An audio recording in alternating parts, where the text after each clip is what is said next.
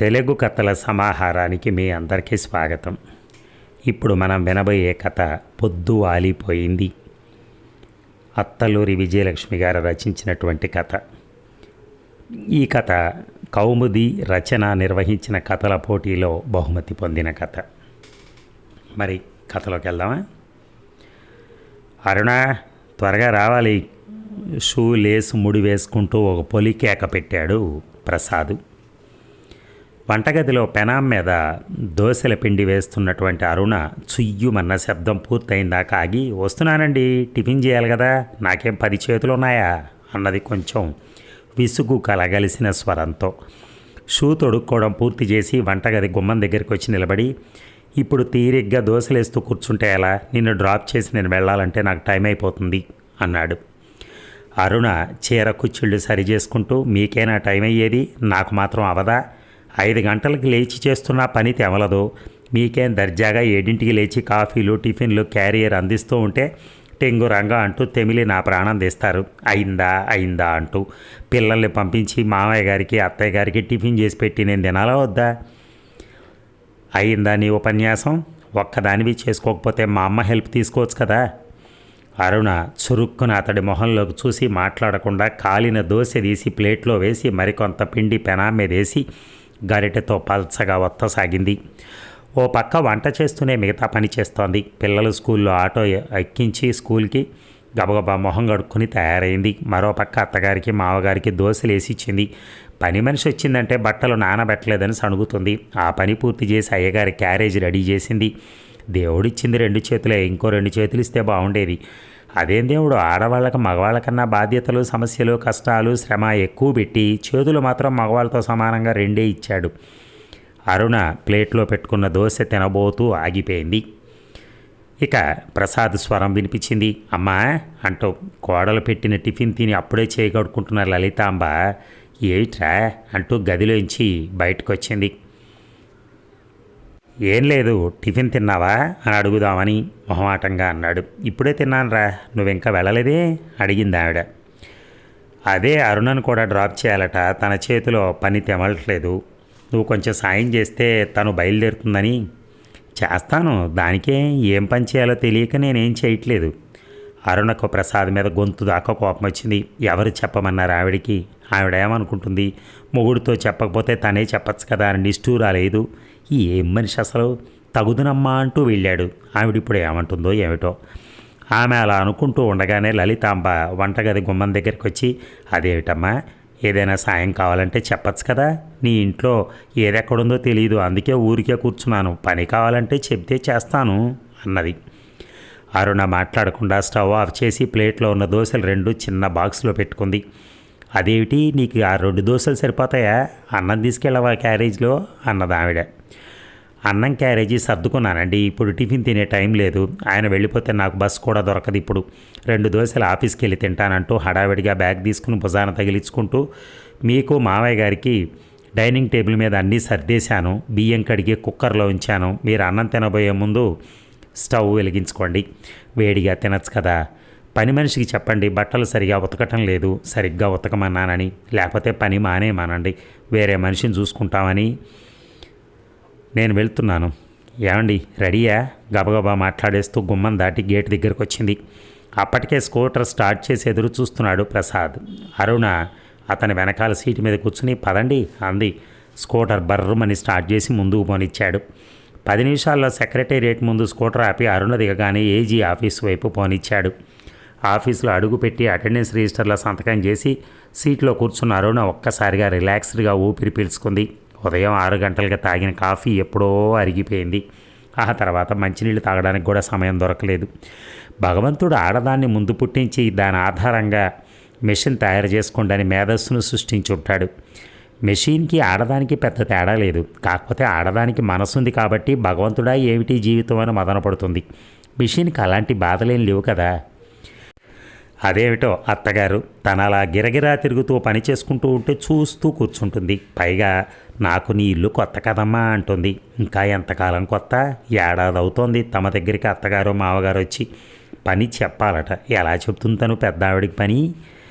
ఆవిడంతటా ఆవిడే కలగజేసుకుని కాస్త సాయం చేయొచ్చు కదా. కనీసం అనన్యకి జడేసి దాన్ని తయారు చేసి అనన్యకు ఆదిత్యకు క్యారేజ్ సర్ది స్కూలుకు పంపించడం చేయలేదా? ఆవిడకు పని చేయటం ఇష్టం లేదు. ఇది కోడలిల్లు, నా ఇల్లు కాదనే పరభావన ఉంది. ఆవిడకు కొడుకు తనవాడు, కోడలు మాత్రం పరాయిది. కొడుకు జేబులోంచి పర్సు తీసి తనకు కావలసిన డబ్బులు మాత్రం తీసుకోవడానికి ఆవిడకు మొహమాటం లేదు. కోడలికి పనిలో కాస్త సాయం చేయటానికి కొత్త మొహమాటం వగైరా. ఏ మనుషులో నిట్టూర్చింది అరుణ. ఆకలితో కళ్ళు తిరుగుతున్నట్టు అనిపించింది. బాక్స్ తీసుకుని దోశలు తినడం ప్రారంభించింది. అప్పుడే వచ్చిన నీలిమ పలకరింపుగా నవ్వి, ఏమిటి వాళ్ళ ఇంటి దగ్గర టిఫిన్ తినడానికి టైం దొరకలేదా అన్నది సీట్లో సెటిల్ అవుతూ. అరుణ నవ్వి, లేదోయ్, మా ఆయన పని పూర్తవగానే నా సంగతి ఆలోచించరుగా, త్వరగా తెవులంటూ ఓదరబెట్టేస్తారు.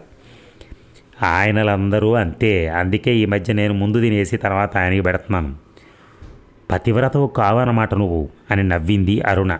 నీలిమ కూడా నవ్వి, పెళ్ళైన కొత్తల్లో పాపం పిచ్చి దానిలాగా నిద్రలేవగానే మంగళసూత్రాలు కళ్ళకద్దుకునేదాన్ని. ఓసారి ఆయనే అది చూసి పగలబడి నవ్వారు. అప్పటి నుంచి మానేశాను. ఆ తర్వాత వేరు కాపురం పెట్టించాక అందుకు పశ్చాత్తాపడ్డారనుకో. నీలిమతో పాటు అరుణ కూడా నవ్వి బాక్స్ మూతబెట్టి బాటిల్లో మంచినీళ్ళు తాగింది. పద మనం టీ తాగొద్దాం అన్నది నీలిమతో. ఇద్దరూ లేచి క్యాంటీన్ వైపు నడిచారు. అరుణ భర్త ప్రసాద్ తల్లిదండ్రులకు ఒక్కడే కొడుకు. అతని తర్వాత ఒక ఆడపిల్ల నివేదిత పెళ్ళయింది. భర్తతో పాటు అమెరికాలో ఉంటుంది. ప్రసాద్ అరుణలకి ఇద్దరు పిల్లలు, అనన్య, ఆదిత్య. అనన్య ఫస్ట్ క్లాస్ చదువుతుంది, ఆదిత్య సెకండ్ క్లాస్ చదువుతున్నాడు. ప్రసాద్ తల్లి తండ్రులు లలితాంబ, భాస్కరం ఏడాది క్రితం దాకా విజయవాడ దగ్గర చిన్న పల్లెటూరైన సొంత ఊళ్ళోనే ఉండేవాళ్ళు. భాస్కరం మొదటి నుంచి వ్యవసాయం మీద ఆధారపడ్డాడు. అంతో ఎంతో కలిగిన కుటుంబమే. కొడుకుని కూతుర్ని హైదరాబాద్లో హాస్టల్లో ఉంచి చదివించాడు. ప్రసాద్ ఎంకామ్ పాస్ అయ్యి ఏజీ ఆఫీసులో అకౌంటెంట్గా ఉద్యోగం సంపాదించుకున్నాడు. నివేదిత బీఎస్సీ పాస్ అయిన కొత్తలోనే అమెరికాలో డాక్టర్ అయిన కుర్రాడు గురించి తెలిసిన వాళ్ళ ద్వారా వివరాలు తెలుసుకుని సంబంధం కలుపుకున్నాడు భాస్కరం. ప్రసాద్ స్నేహితుడి చెల్లెలు అరుణని ఇష్టపడి పెళ్లి చేసుకున్నాడు. పిల్లలిద్దరూ సెటిల్ అవ్వడంతో నిశ్చింతగా వ్యవసాయం చూసుకుంటూ సొంత ఊళ్ళోనే ఉండిపోదాం అనుకున్నాడు. భాస్కర్ దంపతులు అనుకున్నారు. అయితే తండ్రి బాధ్యతల్లో పాలు పంచుకోవడానికి ప్రసాద్ అస్తమానం విజయవాడ వెళ్లాల్సి రావడం, వరదలు వచ్చి పొలం పోయి కొంత నష్టం రావడంతో ఏడాది క్రితం కొన్న ఆ కొద్దిపాటి పొలం అమ్మేసి తల్లిదండ్రులను హైదరాబాద్ తీసుకొచ్చాడు. అసలే పెళ్ళి అయిన ఏడాదికి ఆదిత్య పుట్టడం, రెండో ఏడు అనన్య పుట్టడంతో రొటీన్ కాపురం తప్ప వైవాహిక జీవితంలోని మాధుర్యం ఆస్వాదించలేకపోయానని బాధపడుతున్న అరుణకి వీళ్ళ రాక కొంచెం అసంతృప్తినే కలిగించింది. దానికి తోడు ఉద్యోగం, పిల్లల బాధ్యత, ఇప్పుడు అత్తగారి మామగారి సేవలు. అరుణ నెమ్మదస్తురాలే, కాకపోతే అందరు ఆడపిల్లలకుండే సహజమైన కోరికలు ఆమెకి ఉన్నాయి. భర్తతో చక్కగా చెట్టాపట్టాలు వేసుకుని హనీమూన్కి ఊటీయో కొడైకెనాలో వెళ్ళాలని, సినిమాల్లో లాగా భర్తతో వెన్నెల షికార్లు చేయాలని, పచ్చని చెట్ల కింద చల్లగాలి ఆస్వాదిస్తూ అతను ఒడిలో పడుకుని కబుర్లు చెప్పాలని, ఇలాంటి చాలా కోరికలు అరుణకున్నా వాటిలో ఏదీ కూడా తీరలేదు. డిగ్రీ పూర్తి కాగానే సర్వీస్ కమిషన్ పరీక్షలు రాసి రిజల్ట్స్ కోసం ఎదురు చూస్తూ ఇంట్లో కూర్చున్న అరుణకి అనుకోకుండా ప్రసాద్ సంబంధం కుదిరింది. అరుణ తండ్రికి ఎరువుల వ్యాపారం ఉంది విజయవాడలో. ఆయన కొడుకు ప్రసాద్తో పాటే చదువుతున్నాడు హైదరాబాద్లో. సెలవులకిద్దరూ కలిసి విజయవాడ వెళ్ళినప్పుడు అతని చెల్లెలు అరుణతో పరిచయం కలిగింది. అరుణకున్న పెద్ద జడ చూసి కళ్ళు చెదిరిన ప్రసాద్ ఆమె మీద మనసు పారేసుకున్నాడు. ఈ లోపల అరుణ తండ్రి కూడా ప్రసాద్ని చూడగానే ముచ్చటపడి అతని గురించిన వివరాలు సేకరించి భాస్కరం దంపతుల్ని కలవటం, సంబంధం నిర్ణయించడం జరిగిపోయింది. తను కోరుకున్న అమ్మాయే కాబట్టి ప్రసాద్ కూడా వెంటనే పెళ్లి ఒప్పుకున్నాడు. సరిగ్గా నెల రోజుల్లో ముహూర్తం నిశ్చయించారు. కాబోయే భర్తకు హైదరాబాద్లో ఉద్యోగం అని తెలియగానే అరుణ మురిసిపోయింది. ఎంచక్క హైదరాబాద్లో గోల్కొండ కోట, Salar Jung museum, zoo park, Lumbini park, tank bund వగైరా ప్రదేశాల్లో భర్తతో కలిసి రోజు సాయంత్రాలు షికార్లు చేస్తూ సినిమాల్లో హీరోయిన్ లాగా బతకొచ్చు అనుకుంది. ఏ ఊటీయో కొడైకెనాలో హనీమూన్కి వెళ్ళొచ్చు అనుకుంది. అయితే ఆమె కోరికల్లో ఒక్కటి కూడా తీరలా ఈ రోజు దాకా.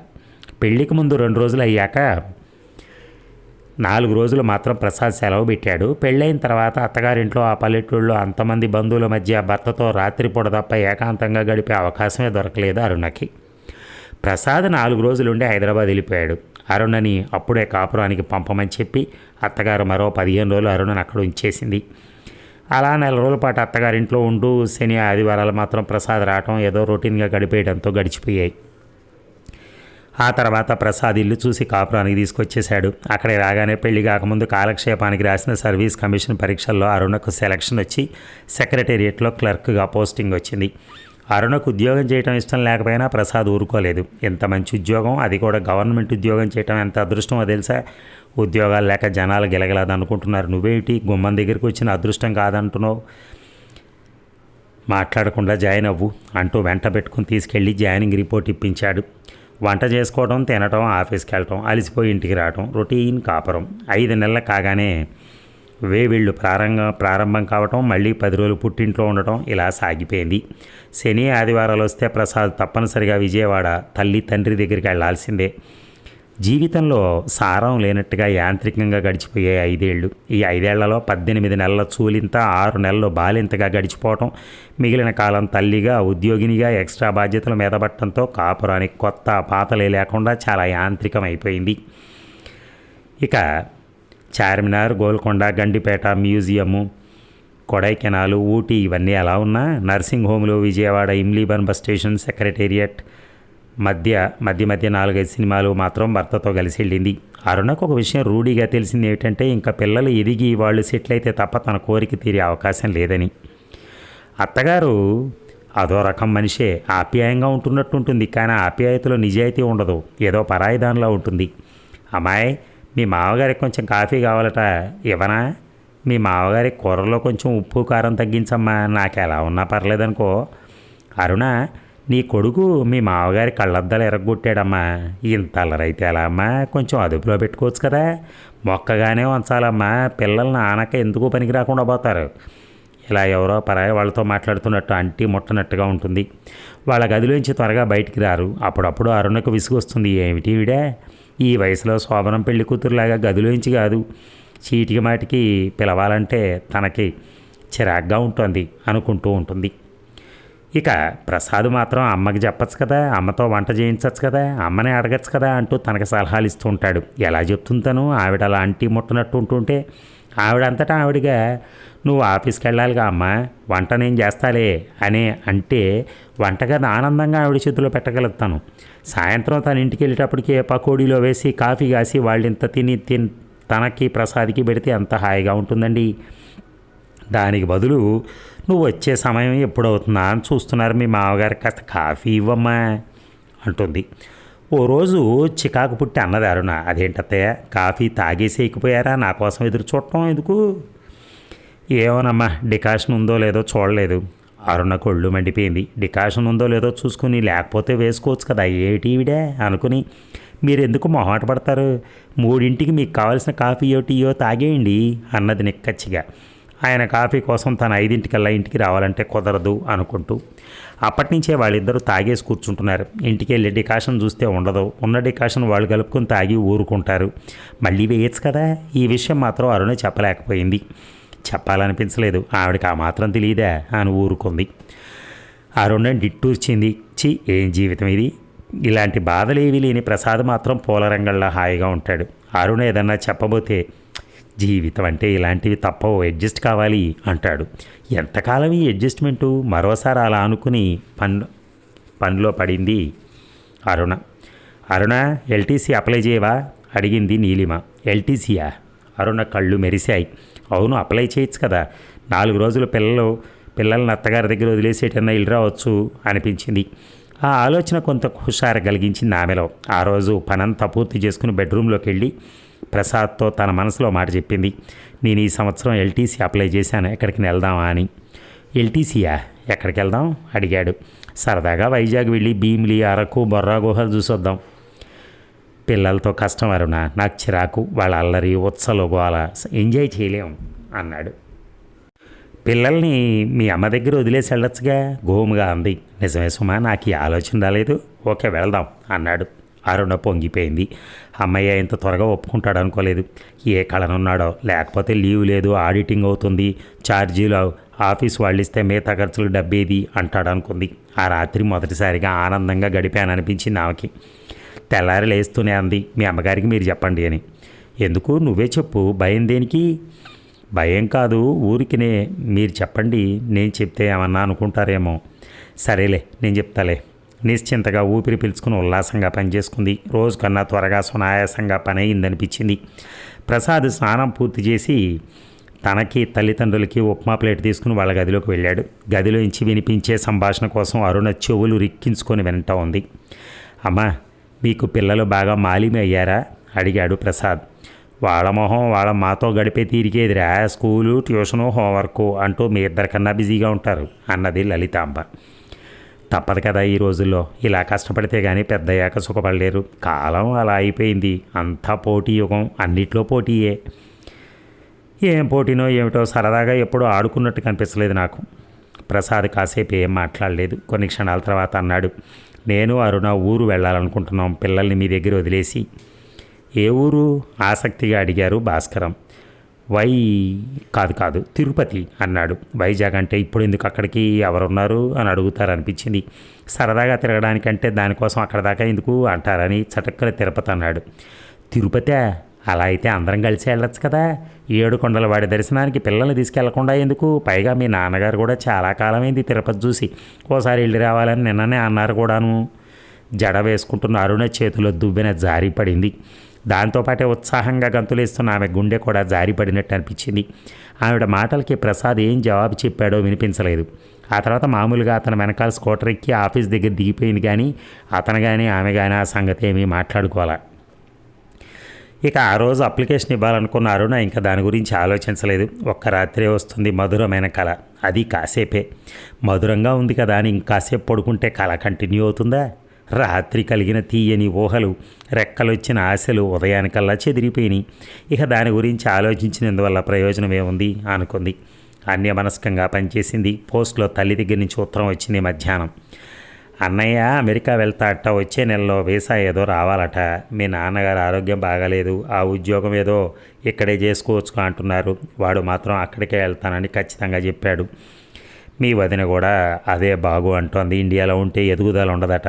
ఏమిటో మీ ఇద్దరు చెరో చోట, మేమిద్దరం రెక్కలు తెగి ఇక్కడ చాలా దిగులుగా ఉందమ్మడో. నువ్వు కూడా వచ్చి చాలా రోజులైంది, ఏడాది దాటుతుంది. విజయవాడ ఎంత దూరం అని ఈసారి దసరా సెలవుల కన్నా మీ ఇద్దరు పిల్లల్ని తీసుకుని వస్తే బాగుంటుంది. మళ్ళీ అన్నయ్య అమెరికా వెళ్తే ఎప్పటికి కలుసుకుంటారో అల్లుడి గారికి నా మాటగా చెప్పు. మీ నాన్నగారితో వాళ్ళ ఆఫీస్కి ఫోన్ చేయిస్తాను. పిల్లలు ఎలా ఉన్నారు, జాగ్రత్తగా చూసుకో. మీ అత్తగారు మామగారు కులాసానా? పెద్ద ఆవిడ నీకు కాస్త అండగా సాయంగా ఉన్నారనుకుంటాను. పేలవంగా నవ్వుకుంది అరుణ. అందరూ నీలా ఉంటారా అమ్మ అనుకుంది. అరుణ తల్లి సుశీల చాలా నెమ్మదస్తురాలు. తండ్రి కొంచెం మూర్ఖుడు. ఆయనతో ఇంతకాలంగా నెట్టుకొస్తూ కాపురం చేస్తుందంటే ఆవిడ ఎంత ఉత్తమురాలు అనిపిస్తుంది ఎవరికైనా. ఆవిడ నెమ్మదే అరుణకు కూడా వచ్చింది. ఆవిడ కోడల్ని చాలా అపురూపంగా చూసుకుంటుంది. కొడుక్కి కోడలికి ఉదయం కాఫీ, బ్రేక్ఫాస్ట్ గదిలోకి తీసుకెళ్ళిస్తుంది. కోడలు బాగా చదువుకున్న పిల్లని, హైదరాబాద్ పిల్లని ఎంతో గౌరవంగా చూసుకుంటుంది. దానికి తోడు శరణ్య కూడా గడసరి. తల్లిదండ్రులకు ఒక్కతే కూతురు, పుట్టింట్లో ఎంతో గారాభం. యువతల పొల్లదీసి అవతల పెట్టే అవసరం లేకుండా పెరిగింది శరణ్య. తండ్రి ఎలక్ట్రిసిటీ బోర్డులో ఇంజనీరు. హైదరాబాద్లో బంజారా హిల్స్లో 30 లక్షలు విలువ చేసే బంగళా ఉంది. బోలెడంత ఆస్తి సంపాదించాడు. అనుకోకుండా తన దగ్గరికే జూనియర్ ఇంజనీర్గా ఇంటర్వ్యూకి వచ్చిన హరీష్ను చూసి అతని తెలివితేటలు, చక్కదనం చూసి మెచ్చి ఉద్యోగంతో పాటు పిల్లను కూడా ఇచ్చాడు. ముందు అల్లుడిని ఇల్లరికం ఉంచుకోవాలనుకున్నాడు. మళ్ళీ ఏమనుకున్నాడో విజయవాడకే పోస్టింగ్ ఇచ్చి కూతుర్ని శాస్త్రోక్తంగా అత్తగారింటికి పంపించాడు. ముందు కొంతకాలం శరణ్య అత్తగారింట్లో ఉండడానికి రాద్ధాంతం చేసింది. కానీ అత్తగారి మంచితనం, ఆవిడ శ్రద్ధగా వండి పెట్టడం చూసి సర్దుకుపోయింది. పుట్టింట్లో వంట మనిషి చేసి పెట్టిపోతే ఎప్పుడో ఎవరికి వాళ్ళు పెట్టుకొని తినటం, నచ్చి నచ్చక తిన్నంత తిని వదిలేయటం, ఆకలి తీరక బయట ఫాస్ట్ ఫుడ్స్ తినటం, ఈ బాధలన్నీ పోయి కమ్మగా వండి పెట్టే అత్తగారు దొరికిందని అదృష్టంగా భావించింది. పెద్ద ఇల్లు, సెపరేట్గా గది, అత్తగారి మంచితనం, భర్త అనురాగం ఉన్న ఒక్క ఆడపడుచు దూరంగా ఉండటం, మామగారు ఇల్లుకు పట్టించుకోని మనిషి. ఇక అక్కడ ఉండడానికి ఆ అమ్మాయికి ఏం అభ్యంతరం కనిపించలా. ఎటొచ్చి తన బతుకే ఇలా అయిపోయింది. హైదరాబాద్ అంటూ మురిసిపోయింది. ఏముంది హైదరాబాద్లో విరక్తిగా అనుకుంది అరుణ. అమ్మా నాన్న కూడా వస్తారట, ఏం చేద్దాం అన్నాడు ఆ రాత్రి ప్రసాద్. వాళ్ళు వస్తానన్నది తిరుపతికి, కానీ మనం వెళ్ళేది వైజాగ్ కదా. వైజాగ్ అంటే ఎందుకు ఏమిటి అని 1,00,000 ప్రశ్నలు వేస్తారని తిరుపతి అని చెప్పాను. నాకేం తెలుసు. ప్రయాణం క్యాన్సిల్ అయిందని చెప్పండి.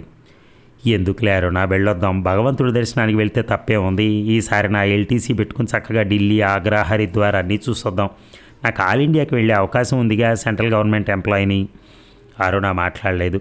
పిల్లల్ని తీసుకెళ్ళటానికే విసుగు అనిపించే ఈయనకి ఆ ముసలాయన తీసుకుని ఎలా వెళ్ళాలనిపిస్తుందో నాకు అనిపించింది. మాట్లాడవే అని ఆమె ముఖం చుబుకం పట్టుకుని తన వైపుకు తిప్పుకుని అడిగాడు. ఏం మాట్లాడను, పెళ్ళైన దగ్గర నుంచి మీతో కలిసి సరదాగా హాయిగా అనేక చోట్లకు వెళ్ళాలని కలలుగన్నాను. ఒక్కటైనా తీరిందా? మొట్టమొదటిసారి చిన్న కోరిక కోరాను, ఇది కూడా తీరదా? శని ఆదివారాలు వాళ్ళ కోసమే ఖర్చు పెడతాను, సెలవు రోజులన్నీ వాళ్ళ కోసమే. నాతో 4 రోజులన్నా ఏకాంతంగా గడపాలని మీకు ఎందుకు ఉండదో నాకు అర్థం కాదు. అబ్బా, జీవితం అప్పుడే అయిపోయిందా ఏమిటి? ఇంకా బోలెడు జీవితం ఉంది, తర్వాత వెళ్దాం అన్నాగా కొంచెం విసుగ్గా అన్నాడు. అరుణ నిట్టూర్చింది. జీవితం అప్పుడే అయిపోయిందో ఇంకా ఉందో ఎవరికి తెలుసు? ఏ క్షణాన ఏం జరుగుతుందో తెలియని నీటి బుడగ లాంటిది ఈ జీవితం. నిజానికి జీవితం చాలా సుదీర్ఘమైందంటారు, కానీ చాలా చిన్నది. ఈ చిన్న జీవితంలో అమాయకత్వంతో కొంత, అసహాయతతో కొంత, బాధ్యతలతో కొంత, అనారోగ్యంతో కొంత గడిచిపోతే మిగిలింది ఎందుకు పనికొస్తుంది? కృష్ణ రామ అనుకోవటానికి తప్ప.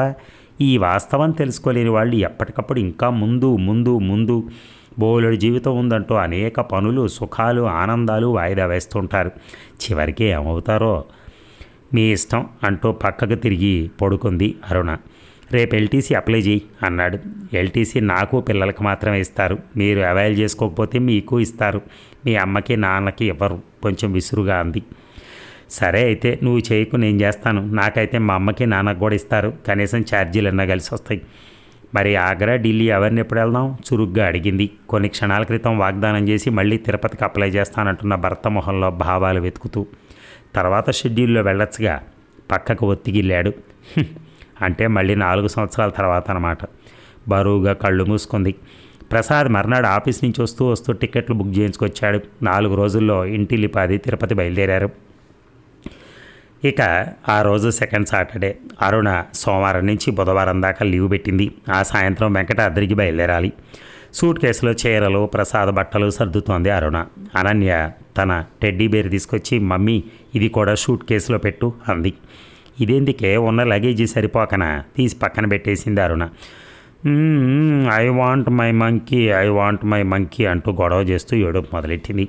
అబ్బాబా, ఏమిటా ఏడుపు? చంపుతాను, నోరుమై కసిరింది. I want come with you. Ananya విసురుగా మంకీ బొమ్మ తీసుకుని బయటికి పరిగెత్తింది. హాల్లో ఆదిత్య, ప్రసాద్ కూర్చుని వీడియో గేమ్స్ ఆడుకుంటున్నారు. అనన్య ప్రసాద్ భుజం మీద వాలి గారాలపోతూ అంది, డాడీ నా మంకీ బొమ్మ తీసుకెళ్తానంటే మమ్మీ వద్దంటుంది డాడీ, బ్యాడ్ మమ్మీ. బయలుదేరే రోజు పులిహార, పూరీలు చేయటం, సామాన్ సర్దటం, పిల్లలకు కావాల్సిన చిరుతిళ్ళు, ఎమర్జెన్సీ మెడిసిన్స్ తీసుకోవటం వగైరా దగ్గర నుంచి తిరిగి వచ్చిందాకా ప్రసాద్తో గంట కూడా ఏకాంతంగా గడిపే అవకాశం రాలేదు అరుణకి. తిరిగి హైదరాబాద్ చేరేటప్పటికి ఒళ్ళంతా పచ్చిపుండులు అయిపోయింది. 102 డిగ్రీల జ్వరంతో 4 రోజులు సెలవు పొడిగించింది.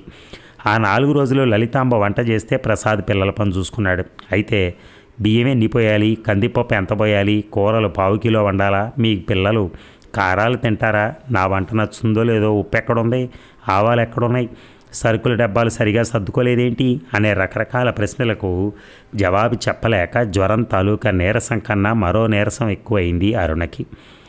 జ్వరం పూర్తిగా తగ్గకుండానే తిరిగి తన రొటీన్ బాధ్యతల ఛార్జీ తీసుకోవాల్సి వచ్చింది. 2 రోజులు అలాగే ఇంట్లో పని, ఆఫీస్ పని బాగా అలసిపోయి మళ్ళీ మంచాన పడింది.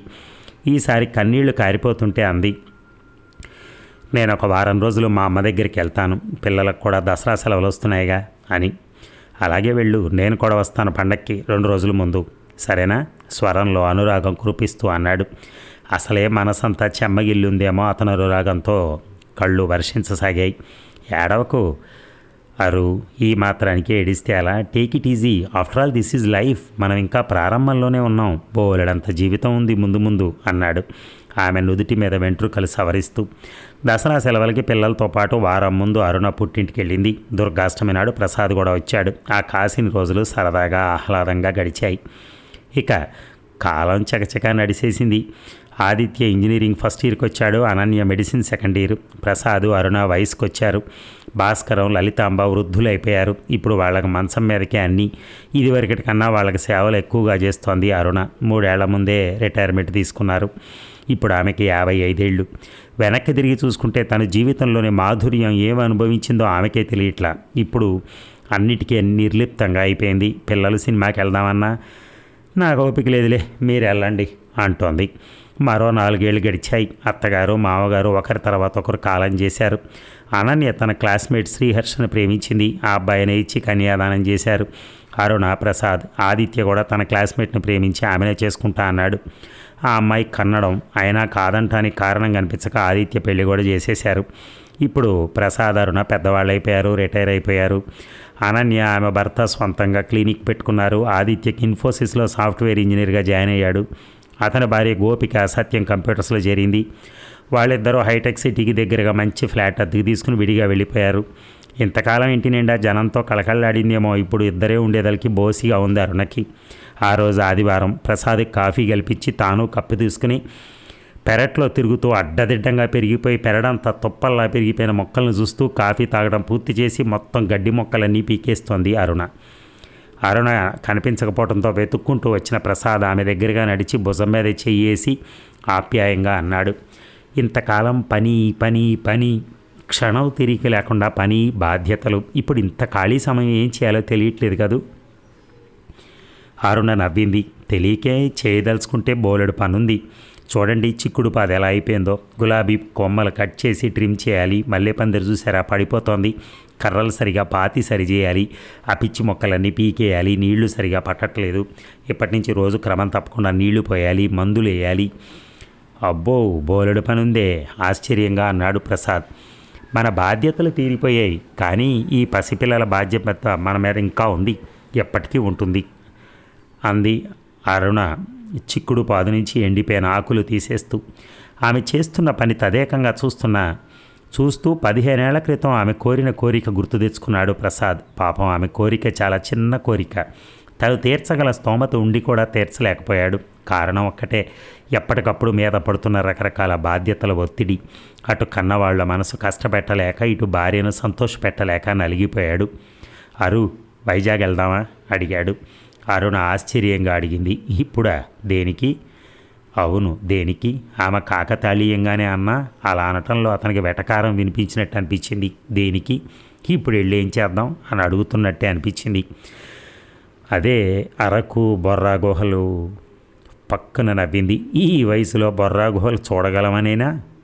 ఏ ఏంటండి అవన్నీ ఎక్కాలి దిగాలి చాలా కష్టం. నాకు మోకాళ్ళ నొప్పులు వచ్చేసినాయి, మీకు బీపీ వచ్చేసింది. ఉసూరు మంది ప్రసాద్కి. అంతేనా? తన ఇంకా ముసలివాడైనట్టేనా? ఇదివరకులా చలాకీగా ఉండలేరా ఇద్దరు? పోనీ అరకు వెళ్దాం. నాకు ఈరోజు నువ్వు అడిగింది గుర్తుందరునా ఆ రోజు. ఇప్పుడు వెళ్దామా? మనకింక అడ్డే ఉంది అన్నాడు జాలీగా. అరుణకు కూడా అనిపించింది, అవును ఇప్పుడు అడ్డే ఉంది, హాయిగా తిరగచ్చు. తిరుగుతుంటే అదే వస్తుంది ఓపిక. అలాగే వెళ్దాం అంది. ఓకే నేను వెళ్ళి టికెట్స్ తెస్తాను అంటూ బట్టలు మార్చుకోవడానికి హుషారుగా లోపలికి వెళ్ళిన ప్రసాదం చూసి నవ్వుకుంది అరుణ. వచ్చే శనివారం వాళ్ళు వైజాగ్ వెళ్ళటానికి టికెట్స్ దొరికాయి. ఇద్దరు 10 ఏళ్ల వయసు తగ్గిపోయినట్టు హుషారుగా ఏర్పాట్లు చేసుకోసాగారు. వైజాగ్ అట్నుంచి అరకు, సింహాచలం, భీమిలి, విజయనగరం, అరసవెల్లి మొత్తం ప్లాన్ గీశాడు ప్రసాద్. కొంచెం జంతికలు కజ్జికాయలు చేసింది అరుణ. ఇద్దరు చెరో సూట్ కేసులో బట్టలు సర్దుకున్నారు. సెపరేట్ బ్యాగులో టూత్ బ్రష్లు, పేస్టు, దువ్వెన, పౌడరు, సబ్బు, సర్ఫు, మైసూర్ శాండిల్ సోపు, ఇద్దరి మందులు అన్నీ సర్దుకున్నారు. ఒక్క బాస్కెట్లో తిండి సామాన్ సర్దింది అరుణ. అవి ఇవి సర్ది లగేజీ పెంచకో, నువ్వు మొయ్యలేవు నేను మొయ్యలేను. Less luggage is more comfortable అన్నాడు ప్రసాద్. నాకు తెలియదా, అన్నీ అవసరమైనయే సర్దాను, ఇవి కూడా లేకపోతే ఎలా అంది అరుణ. సాయంత్రం 7:30కి ట్రైను. అరుణ ఇల్లంతా నీట్గా సర్ది స్నానానికి వెళ్ళింది. ప్రసాద్ రెడీ అయి కూర్చున్నాడు.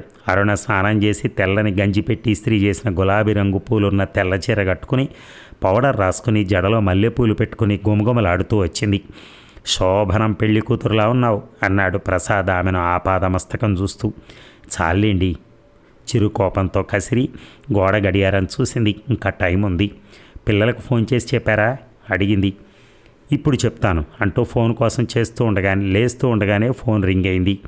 నీ కూతురో కొడుకో 100 ఏళ్ల ఆయుష్ అంటూ రిసీవర్ తీసుకుని హలో అన్నాడు ప్రసాద్. అవతల నుంచి అనన్య స్వరం నీరసంగా వినిపించింది. అమ్ముందా నాన్న? ఉందమ్మా, మేము అతనేదో చెప్పబోతుంటే మధ్యలోనే అంది అనన్య. అమ్మకి ఇవ్వు నాన్న, నీతో మాట్లాడుతుందట అంటూ అరుణకిచ్చాడు ఫోను. చెప్పు తల్లి అరుణ ఆప్యాయంగా అంది. అమ్మా, నాకు వారం నుంచి వాంతులు, కళ్ళు తిరుగుతున్నాయే, పని చేసుకోలేకపోతున్నాను, క్లినిక్కు కూడా వెళ్ళటం లేదు, ఏం తినాలనిపించడం లేదమ్మా, నువ్వు రావా అమ్మా? అంతా వింటున్న అరుణ మొహంలో మారుతున్న రంగులు చూస్తున్న ప్రసాద్ కంగారుగా అడిగాడు, ఏమైందారు? దీర్ఘంగా శ్వాస విదిలి రిసీవర్ పక్కన పెట్టేస్తూ చిన్నగా నవ్వింది. ఆ నవ్వులో శతకోటి భావాలు వినిపించాయి ప్రసాద్కి. కానీ అవేమీ అర్థం కాల. ఏమిటి, ఏమైంది అన్నాడు మళ్ళీ. ఏమీ లేదండి, మీరు తాత నేను అమ్మమ్మ కాబోతున్నాం. వైజాగ్లో గడిపే వారం రోజులు అమ్మాయి ఇంట్లో గడుపుదాం పదండి, అన్నీ సర్దేయండి అంటూ చలనరహితంగా లేచి లోపలికి వెళ్ళిపోతున్న అరుణ వైపు వెర్రిగా చూశాడు ప్రసాద్. అనన్య గర్భవతి. మళ్ళీ అరుణ భుజాలపైన మరికొన్ని బాధ్యతలు పడ్డాయి. అరుణ ఆరోగ్యం కనిపెట్టి ఉండటం, ఆమెకి ఇష్టమైనవి చేసి పెట్టడం, సీమంతం, హడావిడి, డెలివరీ, బాబు పుట్టడం, వాడి ఆలనా పాలనాతో మరో 5 ఏళ్ళు వయసు పెరిగింది ప్రసాద్ అరుణలకి. బాబు స్కూల్కి వెళ్తున్నాడు. ఆదిత్య కూడా పాపాయి పుట్టింది. షికారుల వయసు దాటిపోయింది. సరదాలు షికారులు ఇంకెక్కడ, ఆ ఆలోచన పోయింది. మనవడు మనవరాలతో ఆడుకోవటం, వాళ్ళ ముద్దు ముచ్చట్లు వీటితో గడిచిపోయింది. ఇప్పుడు పిల్లల్ని చూడకుండా ఒక వారం రోజులు కూడా ఉండలేకపోతున్నారు ఇద్దరు. ఇక ఇల్లు అద్దెకిచ్చేసి మా ఇద్దరిలో ఎవరో ఒకళ్ళ దగ్గర ఉండొచ్చు కదమ్మా అన్నాడు ఆదిత్య. అనన్య కూడా అవును, అలా చేయొచ్చు కదా మనం అన్నాడు ప్రసాద్ ఒకరోజు. కాసేపు మౌనంగా ఉన్న అరుణ అంది, వద్దండి, ఈ ఇల్లు వృద్ధాశ్రమంగా మార్చాలనుకుంటున్నాను. వృద్ధాశ్రమమా? ఆశ్చర్యంగా అడిగాడు ప్రసాద్. దేనికి, ఎందుకు వచ్చింది ఆలోచన? అదేంటమ్మా, అసలు ఆ ఆలోచన ఏంటి? బోలెడన్ని వృద్ధాశ్రమాలు ఉన్నాయి, వాటిలో మనుషులే లేరట అంది అనన్య. వృద్ధాశ్రమాలు కావాలమ్మా, చాలా కావాలి. పెద్దవాళ్ళంతా 60 దాటగానే ఆశ్రమంలో ఉంటే పిల్లలు జీవితాన్ని అనుభవించే అవకాశం ఉంటుంది. లేకపోతే జీవితంలో పూర్తిగా నిలదొక్కుకోకుండానే పెద్దవాళ్ళ బాధ్యతలు మీద పడతాయి. వాళ్ళ రోగాలు, రొస్టులు, సేవలు, వీటితో పిల్లల కెరీర్ దెబ్బతింటుంది. యవ్వనం మొత్తం బాధ్యతలతో గడిచిపోతుంది. చిన్న చిన్న కోరికలు కూడా తీరకుండానే వృద్ధాప్యం వచ్చేస్తుంది. ప్రసాద్ చెవులకి ఆవిడ స్వరంలో లీలగా మెదిలిన జీర వినిపించి చకితుడై చూశాడు. ఇంత వేదన ఉంది అరుణ గుండెల్లో, మరి ఇన్నేళ్ళు ఈ బాధ్యతలన్నీ ఎలా మోసింది? ఆశ్చర్యంగా చూస్తున్న అతని కళ్ళకు ఆమె వెనకాల ఉన్న కిటికీలోంచి దూరంగా అస్తమిస్తున్న సూర్యబింబం తాలూకా నారింజ రంగు అలుముకున్న ఆకాశం కనిపిస్తోంది. పొద్దు వాలిపోతోంది అరుణ, లైట్లు వేయవా అన్నాడు. ఆవిడ నెమ్మదిగా లేచింది. అయితే ఈ కథ ఇక్కడితో అయింది. కానీ ఈ కథ వెనుక అసలు రచయిత ఎలా ఈ కథను రాయాలని ప్రేరణ పొందారు? ఆ కథ వెనుక కథ ఏమిటో విందాం ఆమె మాటల్లోనే. సాధారణ మధ్యతరగతి జీవితాల్లో కొందరికి, ముఖ్యంగా సగటు గృహిణికి చిన్న చిన్న కోరికలు కూడా గగన కుసుమాలే. గృహిణిగా కుటుంబ బాధ్యతలు, తల్లిగా పిల్లల బాధ్యతలు, భార్యగా భర్త బాధ్యతలు, కుటుంబ సభ్యుల బాధ్యతలు, నేటి ఆధునిక గృహిణికి అదనంగా చేరినటువంటి ఉద్యోగ బాధ్యతలు. ఇవి కాక ఆర్థిక ఇబ్బందులు, వీటితో చిన్న కోరిక కూడా తీరకుండానే వృద్ధాప్యాన్ని చేరటం చాలా విషాదం. చాలామంది జీవితాలు కోరికలు తీరని అసంతృప్తితోటే ముగిసిపోతాయి కూడా. ఎవరూ కూడా బాధ్యతల నుంచి పారిపోయి బతకాలనుకోరు. కానీ ఆ బాధ్యతల్లో ఇతర కుటుంబ సభ్యులు కూడా కొద్దిగా భాగం పంచుకుంటే ఎంత బాగుంటుంది. కోడలంటే కేవలం అత్తామామలకి సేవకురాలే కాదు, తమ కుటుంబంలో శాశ్వతంగా కలిసి బతికే ఒక స్త్రీ అని, ఆమెకు కూడా కోరికలు, ఆశలు ఉంటాయని గ్రహించి తదనుగుణంగా ఆదరించే అత్తామామలు లభించే అదృష్టం కొందరికే ఉంటుంది. అలాగే భార్య మనసు తెలుసుకుని నిరంతరం చాకిరీతో, బాధ్యతలతో సతమతమయ్యే ఆమెకు అప్పుడప్పుడు కొంత ఉపశమనం కలిగించడానికి ప్రయత్నించే భర్త దొరకడం కూడా అదృష్టమే. అరుణ లాంటి స్త్రీలు మన సమాజంలో చాలామంది ఉన్నారు. అటు యవ్వనంలో, ఇటు మధ్య వయసులో, ఆఖరికి వృద్ధాప్యంలో కూడా వెంటపడి తరిమి కొట్టే బాధ్యతలు వారికి ఎలాంటి జీవితాన్ని అందించవు. ఇంకా బోలెడు జీవితం ఉంది, అనుభవిద్దాంలే అనుకునే ప్రసాద్ లాంటి వాళ్ళకి చివరికి కానీ అర్థం కాదు జీవితం ఎంత చిన్నదో. ఈ ఆలోచనకు రూపమే పొద్దు ఆలిపోయింది కథ. అదండి కథ. Thank you very much. చూసారా, లైఫ్ లాంగ్ పోరాడారు, కానీ ఏది వాళ్ళు అనుకున్నది ఏది కూడా చేయలేకపోయారు. ఆ ఆనందాన్ని పొందలేకపోయారు. సింగిల్ కావాలనుకున్నారు, అది చేయలేకపోయారు. ఇలా థ్యాంక్ యూ వెరీ మచ్.